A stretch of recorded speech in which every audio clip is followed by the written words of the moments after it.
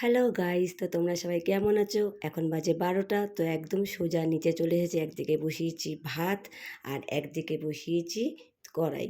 তো এইদিকে চিকেন করবো বলে সব কিছু জোগাড় করে নিয়েছি। তাহলে চলো শুরু করে দিই। এক এক করে আলু ভাজতে বসিয়ে দিয়েছি। তো আজকে মাংসটা একদম সিম্পল করব। তো একদম কম তেলে করব। আলুটা ভাজা হয়ে গেছে, এবার দিয়ে দেবো হচ্ছে পেঁয়াজ।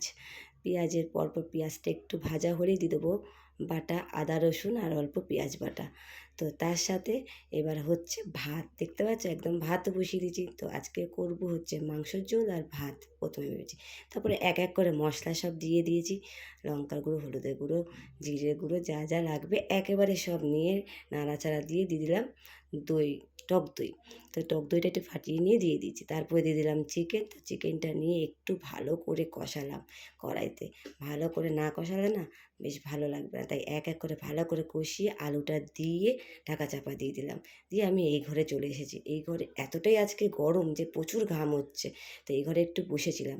তো ততক্ষণ আমার মাংসটা মোটামুটি ভালোভাবে হয়ে গেছে। তারপরে ভাবলাম একটু পাট পাতা আছে আর আমার জ্বরের মুখ, তো একটু পাট পাতার বড়া করলে ক্ষতি কী, ভালোই লাগবে। তাই জন্য গরম গরম একদম পাট পাতার বড়াও করলাম।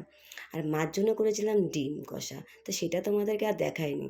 তা পাট পাতার বড়া করে একদম গ্যাস ট্যাস মুছে, দেখতে পাচ্ছ রান্নাঘর একদম পরিষ্কার, আর হাতে গরম গরম পাট পাতা নিয়ে খেতে শুরু করে দিলাম।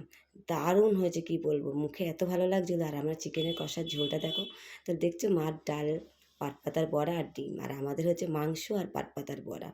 তো আজকের খাওয়াটা সত্যিই খুব ভালো হয়েছে। সঞ্জীবও এসে গেছে, তিনজনে একসাথে খেতে বসে গেছি।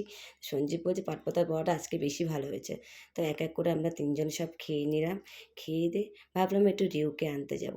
অনেক দিন যাইনি মেয়ের স্কুলে, মেয়ের পরীক্ষা হলেই একমাত্র স্কুলে যাওয়া হয়। তাই সঞ্জীবকে বললাম চলো তাহলে মেয়েকেও আনতে চলে যাই, একটু আমারও ঘোরা হয়ে যাবে। তো এই দিক দিয়ে যাচ্ছিলাম যখন ছেলের স্কুলটা চোখে পড়লো। তো ছেলের স্কুলটা দেখে না অনেক কিছু মনে পড়লো, সেই ছেলের ছোটোবেলা অনেক আসতাম। আর এদিকে দেখছো মেয়েদের স্কুলটা ছুটি হয়ে গেছে, আমার মেয়ে দাঁড়িয়ে ছিল। তাই আর বেশি দেরি না করে মেয়েকে নিয়ে বেরিয়ে পড়লাম। তো মেয়েকে নিয়ে একদম বাড়ি এসে সোজা চলে আসলাম ছাদে। ছাদে একটু ঘোরাঘুরি করছে, ও ফোন নিয়ে ব্যস্ত রিউ, আর আমিও একটু গাছ নিয়ে ব্যস্ত। তারপরে নিচে এসে আমি চলে গেলাম সন্ধ্যা দিতে। আর মেয়েকে বললাম তুই একটু চা কর। ও চাটা কিন্তু দুর্দান্ত বানায়, কিছু বানাক না বানাক, কাজ করুক না করুক, চাটা কিন্তু খুব সুন্দর করে। তাই ওকে বলে দিলাম একটু আদা দিয়ে চাটা কর। তো ও আদা দিয়ে চাটা করে একদম ছেঁকে নিয়ে উপরে চলে এসেছে। তো চাটা সত্যিই খুব ভালো হয়েছিল।